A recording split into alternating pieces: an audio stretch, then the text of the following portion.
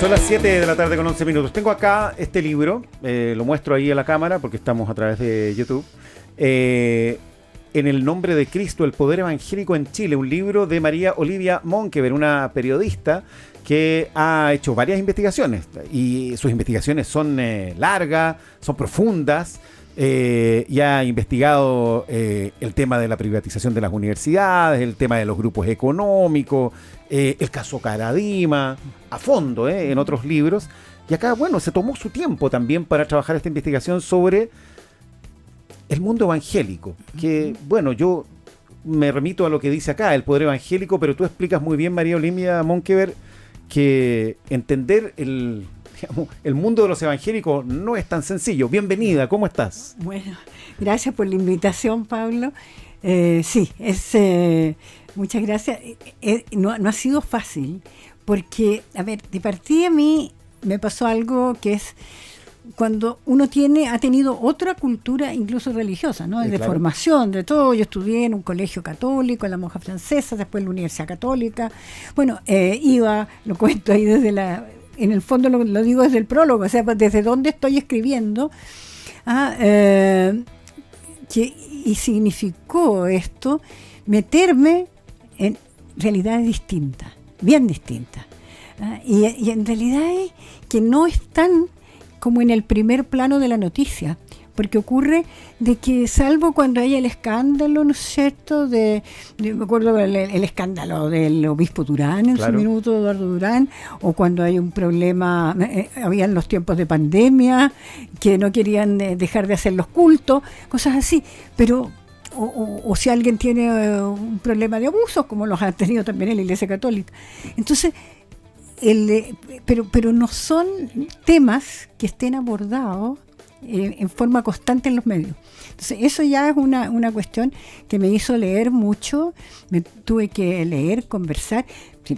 En el libro hay mucha entrevista en profundidad sobre todo, y eso fue, al final opté por ese camino sí. Periodístico, de ir como a lo profundo de personas han sido o son partícipes de algunas de las denominaciones de las iglesias evangélicas, porque no todas, ni siquiera se puede hablar de religión con todo, porque a algunos no les gusta la palabra religión, es bien curioso. Y el concepto evangélico tampoco se usa tan profusamente. No, se usa, pero usan más el concepto de cristiano. Exactamente. Sí, antes era como que cristiano era la Iglesia Católica, claro. Tú veías en política, podría ser el Partido Demócrata Cristiano, tal cual. Cosas así. Y ahora lo han adoptado mucho, o sea, hay una especie de identificación y de autodenominación así desde el mundo evangélico.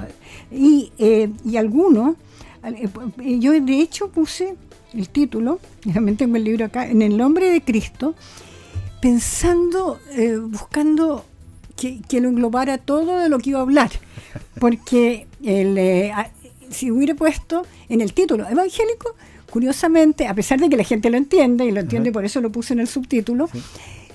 Hay algunas iglesias como los adventistas, por ejemplo, que no se sienten evangélicos. O sea, no les gusta que los llamen evangélicos. Claro. A lo mejor porque tienen también otras fuentes, aparte de la Biblia, aparte como es el caso en el caso de ellos, de su profetisa, de Ellen White. Bueno, tú dejas bastante claro que hay mucha diversidad en este mundo, sí, ¿no? Sí.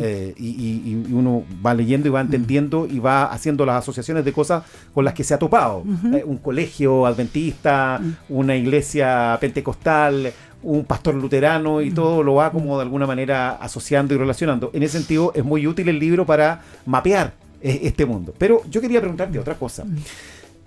¿Cómo definirías tú, después de hacer esta investigación, la gravitación que tienen las iglesias evangélicas hoy día en nuestra sociedad? Yo creo que tienen bastante, y por eso también el poder. Hay poder. ¿Por qué? Hay, numéricamente lo va a decir probablemente mejor que yo los resultados del censo. No hubo censo, recordemos, hace 10 años que hiciera la pregunta sobre religión.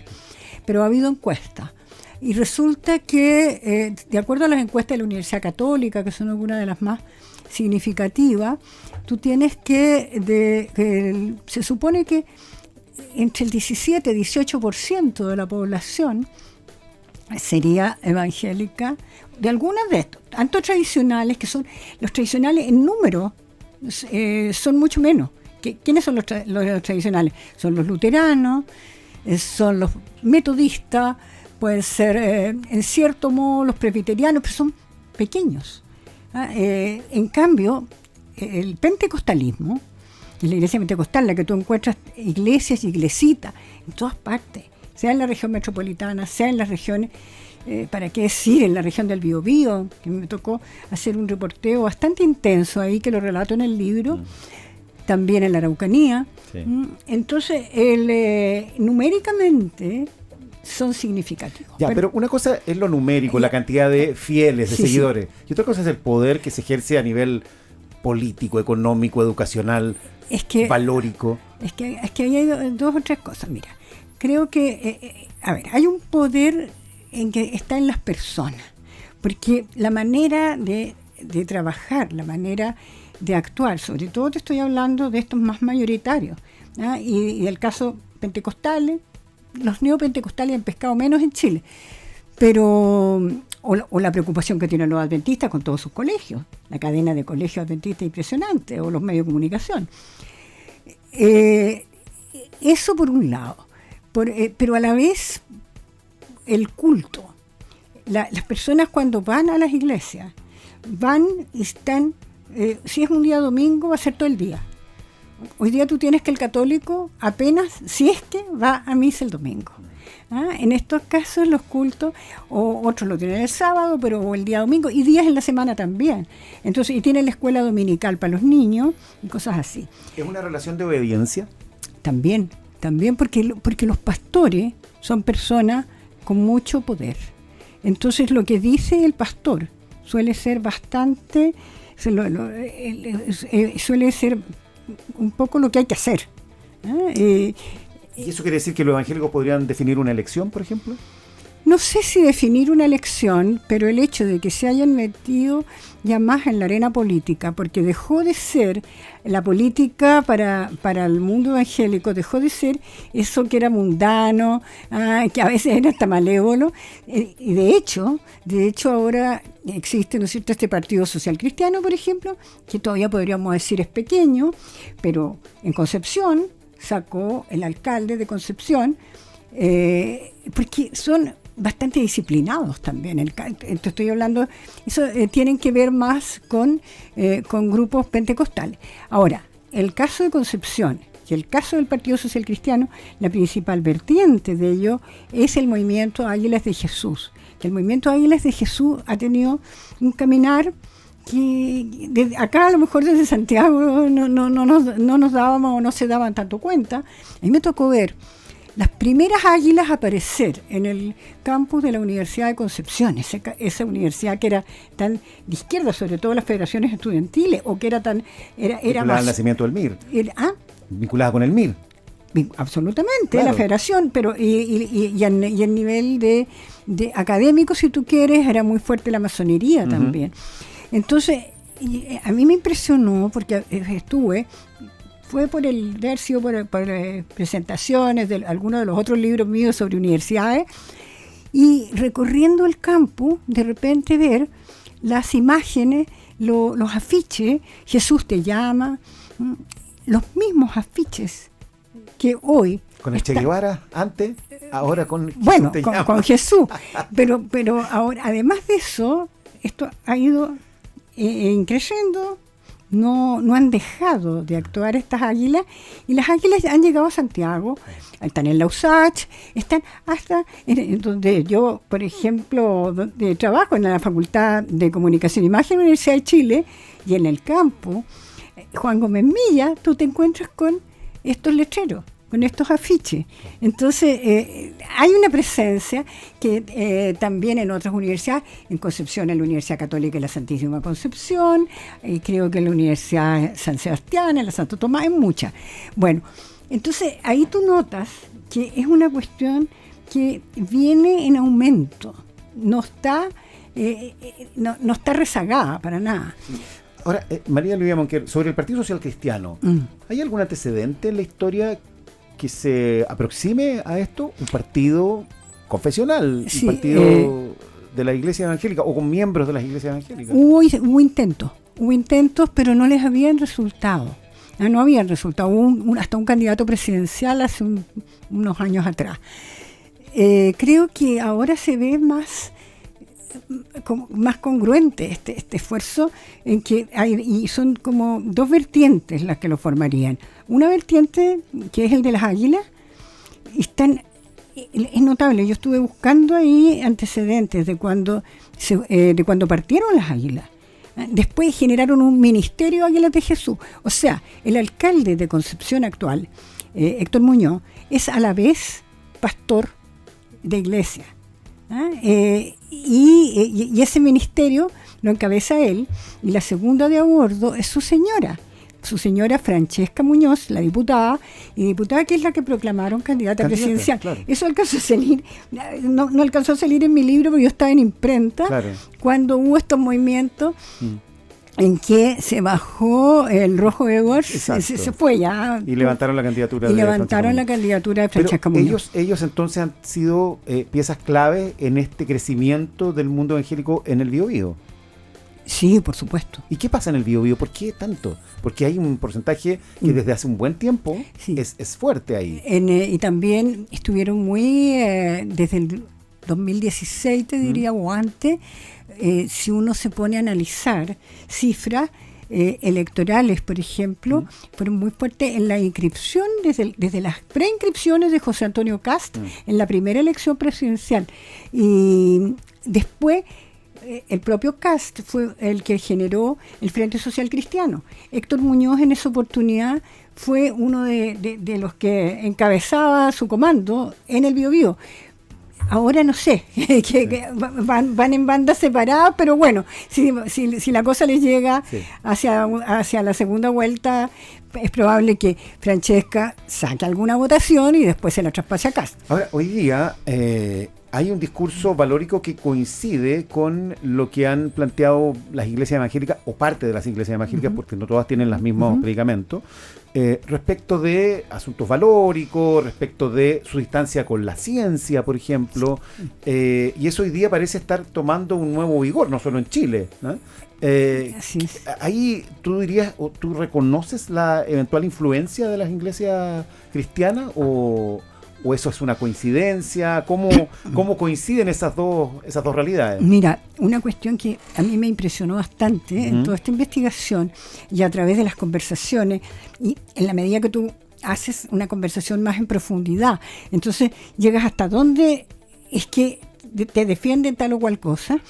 Me fui dando cuenta de que, salvo las iglesias tradicionales, te excluyo por lo tanto a la luterana, por ejemplo, y en parte de los metodistas, y algunas de las otras, el resto, lo que tú señalas, los dos puntos, el punto del creacionismo, el creacionismo, es decir, no creer en la ciencia. Es decir, ahí me contaban, que para mí esas han sido parte de la sorpresa o de los aprendizajes que uno mismo va teniendo, ¿no? El que, ¿cómo puede ser? Pero que no te crean en la creación, en la evolución. Eso, y que les decían, y se lo decían a uno de mis entrevistados, que era un exalumno mío, y me contaba que le advertían, cuando usted entre a la universidad, porque queremos que entre a la universidad, pero si usted entra a la universidad y le cuentan de qué sé yo, que poco menos que el hombre deriva del mono, no lo crea. Si todo lo que tuviera que ver con la teoría de la evolución, o sea, Charles Darwin, siniestro. Pero no solo, me di cuenta que era no solo en este caso, que es la primera entrevista que aparece en el libro, que se llama El niño que quería bailar cueca, porque tampoco lo dejaban bailar cueca. Sí. Bueno, pero que se sale después de la iglesia. Que se sale de la iglesia. Se sale, entre otras cosas, porque se sentía. Sí. Pero resulta que también me encuentro con esto, a lo mejor como en términos más amortiguados, si tú quieres, no, tal vez no tan radicales, pero también en los adventistas. Y lo mismo ocurre con el tema de lo que llaman la ideología de género. Claro. Todo lo que tenga que ver con matrimonio homosexual, o con la homosexualidad, y desde luego con el aborto. Igualitario, no estuvieron en desacuerdo. Ahora, ahí coinciden el mundo católico conservador con el mundo evangélico, ¿no? En esos puntos particularmente, y en lo que tiene que ver con este concepto, con mis hijos no. Con mis hijos no te metas. Con mis hijos no te metas, claro. Exacto. Ahí han coincidido, incluso en el activismo. Sí, y uno nota que, por ejemplo, las últimas intervenciones del propio arzobispo, el cardenal Chomalí, sí, se parecen mucho a algunas de las cuestiones que uno ha visto acá. Y en ese aspecto ha pasado eso extraño, que antes se consideraban como muy, si no adversarios, por lo menos muy distantes, y ahora tienden a converger. En los que se acercan a estas iglesias, en las personas que se acercan a esta iglesia, ¿qué elementos hay de atracción? ¿Tiene que ver con la distancia con la Iglesia Católica, a propósito de todos los temas de abuso que hemos conocido? ¿Tiene que ver qué tipo de búsqueda? Yo creo, Pablo, que hay como varios factores, uno se podría decir, por lo que yo percibo más o menos.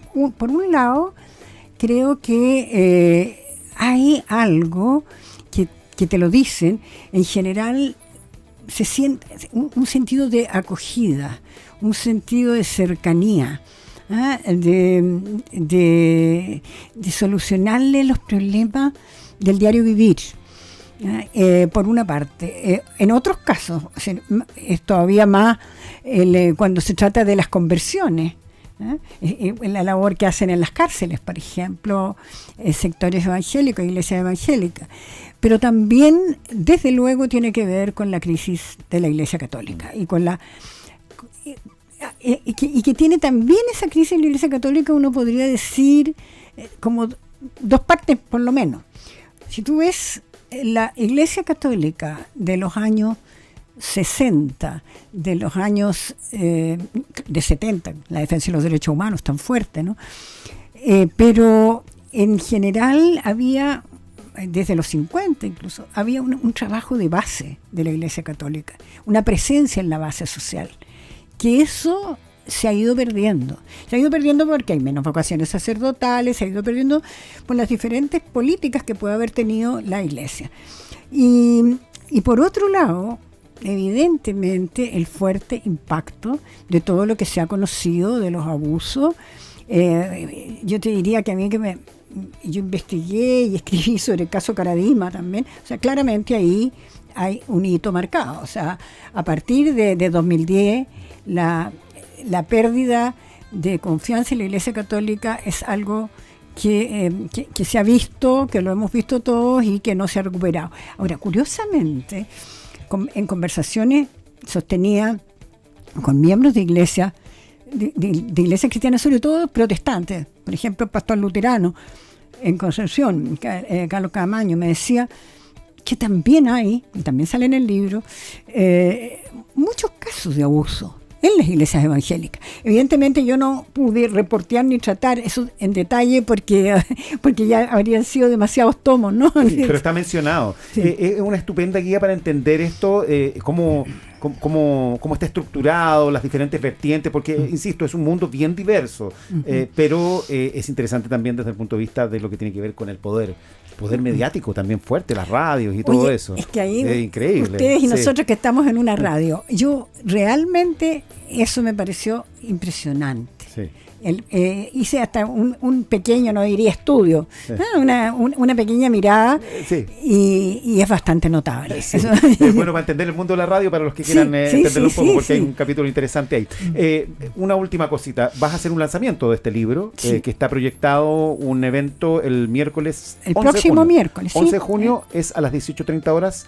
En la sala Eloísa Díaz de la Casa Central de la Universidad de Chile. Así es. ¿No? Y convía la Vicerrectoría de Extensión y Comunicación en la universidad. Perfecto. Y la editorial. Y estamos con eso. Y va a presentar Álvaro Ramis, el rector de la Universidad Academia de Humanismo Cristiano, y Andrea Aristegui, periodista. Sí, periodista, colega de Chilevisión. Oye, María Olivia, así bien cortito, pero la noticia de hoy en términos económicos es la salida de Ponce Lerú del grupo del DSQM. No sé si te enteraste. De que salió del... Sí, va a dejar a su hija a cargo. Va a dejar a su hija, pero bueno. ¿Qué opinas tú de eso? Tú escribiste sobre el saqueo de los grupos económicos, le dedicas un capítulo a Ponce Lerú, importante. Sí, la hija es la nieta de Augusto Pinochet. Claro. Ese es el comentario que te podría hacer. O sea, Ponce Lerú está detrás igual. María Olivia Monker, muchas gracias por venir al programa. Que estés muy bien. Son las 7:32.